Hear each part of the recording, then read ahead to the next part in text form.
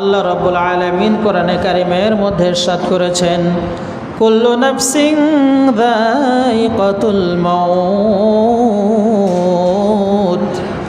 সমস্ত জীব জানোয়ার যার প্রাণ আছে এরকম সমস্ত প্রাণী মৃত্যুর স্বাদ আস্বাদন করবে।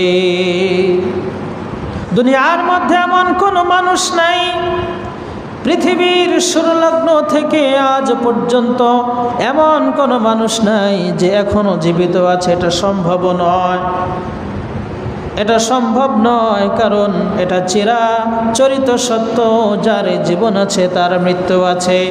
অতএব আমাদের এখন জীবন আছে, আমাদের এই জীবন যে কোনো সময় চলে যেতে পারে, আমাদের এই নফস যে কোনো সময় চলে যেতে পারে, এর কোনো নিশ্চয়তা নাই। আমার আপনার পূর্বপুরুষ যারা ছিলেন, দাদা ছিলেন, নানা ছিলেন, দাদি ছিলেন, দাদি নানি ছিলেন, এরা আজ দুনিয়াতে বেঁচে নাই। তারা দুনিয়া থেকে চিরবিদায় নিয়ে চলে গেছে, এমনভাবে বিদায় নিয়ে চলে গেছে আর কোনো দিন কোনো সময় তাদের সাথে যোগাযোগ করার ব্যবস্থা নাই, ঠিক না?